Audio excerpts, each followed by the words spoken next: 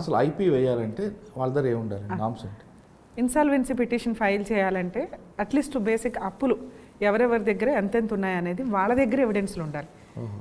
ఇప్పుడు మీకు నాకు మధ్య ఒక ట్రాన్సాక్షన్ నడిచింది, ఎవిడెన్స్ ఉంది మీ దగ్గర. అసలు ఎవిడెన్స్ లేకుండా నేను ఐపీ వేసాను అనుకోండి, మనం ఎవిడెన్స్ ఇచ్చిన వాళ్ళం అవుతాం. సో అవతల వ్యక్తులకి ఎవరి దగ్గరైనా మనం అప్పు తీసుకున్నా ఏదైనా ట్రాన్సాక్షన్ జరిగినప్పుడు ట్రాన్సాక్షన్ ఉండాలి, వాళ్ళకి మనం ప్రామిసరీ నోట్లో చెక్కులో ఇవ్వాలి. ఇచ్చి ఉంటే కనుక వాళ్ళు మన మీద కేసులు వేస్తారు. అసలు ఏమీ లేనప్పుడు మీరు సైలెంట్గా ఉంటాం, 2 రోజులు తిట్లు తింటాం, లేకపోతే అక్కడ నుంచి జెండా ఎత్తి ఇంకో చోటకి వెళ్ళిపోవడం బెటర్. ఎవిడెన్సే లేనప్పుడు మనం ఎవిడెన్స్ ఇవ్వడం దండగా. మీరు మంచోళ్ళు కట్టాలనుకుంటున్నారు, పొజిషన్స్ వల్ల ఈరోజున్న సిచ్యుయేషన్స్ వల్ల లాస్ వల్ల కట్టలేకపోతున్నారంటే భవిష్యత్తులో ఎప్పుడైనా కానీ మీరు కట్టవచ్చు. మరి ఐపీఎస్ఎస్సి వాళ్ళకి ఎవిడెన్స్లు ఇవ్వడం కంటే ఇదే ఆప్షన్. మ్యాక్సిమం ఈ రోజున అప్పులు ఇచ్చేవాళ్ళు ఎవరైనా కానీ ఖచ్చితంగా వాళ్ళు ప్రామిసరీ నోట్లో చెక్లో ఏవో ఒకటి తీసుకుంటున్నారు. ఆ తీసుకునేవి కూడా ఎట్లా అంటే 2, 3, 4, 5 అట్లా తీసుకుంటారు, ఎక్కువ అమౌంట్స్కి. లేకపోతే బ్లాంక్స్ తీసుకుంటారు.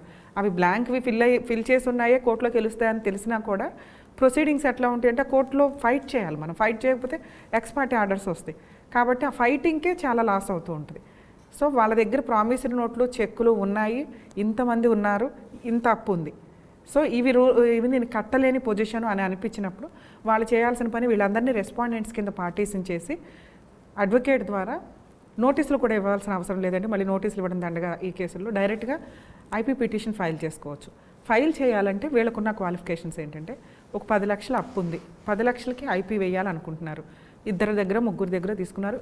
వీళ్ళకి బ్యాక్గ్రౌండ్లో ఫైనాన్షియల్గా ఏమీ ఉండకూడదు. అంటే ఆస్తులు కానీ ఐపీ వేసేసరికి నా దగ్గర ఈ స్పూన్ ఉంది, ఈ గరిట ఉంది, ఈ షర్ట్ ఉంది అనేది చెప్పుకోవాలి కోర్టుకి. అంతకుమించి నా దగ్గర కుటుంబ సభ్యుల పేరు ట్రాన్స్ఫర్ చేస్తారనుకోండి. ఈ ప్రొసీడింగ్స్ ఎట్లా ఉంటాయంటే వాళ్ళ పేరు మీద ఎటువంటి ఆస్తులు ఉండకూడదు, వాళ్ళకు వచ్చే ఇన్కమ్ లేదు అని ప్రూవ్ చేయాలి. శాలరీస్ వస్తున్నాయి అనుకోండి, ఆ శాలరీ ఎంతో అంతే చెప్పుకోవాలి కోర్టుకి. ఈలోపు కొంతమంది ఏం చేస్తారంటే తెలివితేటలు, అంటే చీటర్స్ వేరు, రియల్గా ఐపీ వాళ్ళు వేరు. రియల్ ఐపీ వాళ్ళ గురించి ఫస్ట్ మనం మాట్లాడుకుంటే వాళ్ళ దగ్గర పాపం బ్యాక్గ్రౌండ్లో ఏముండవు. నిజంగా వాళ్ళ వైఫ్ పేరు మీద, పిల్లల పేరు మీద, వాళ్ళ అమ్మా నాన్న దగ్గర ఉన్నాయి కూడా కొన్ని సందర్భాల్లో క్లియర్ చేయడానికే చూస్తారు.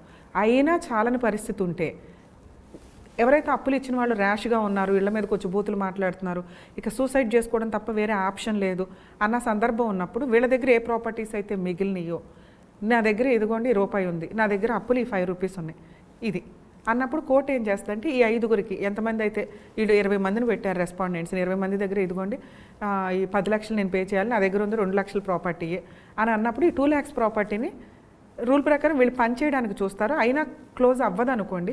ఇలా పంచటం కంటే కూడా పంచితే ఒకళ్ళకే క్లియర్ చేయగలరు, మిగతా వాళ్ళందరూ ఊరుకోరు కదా. సో అట్లా ఉన్నప్పుడు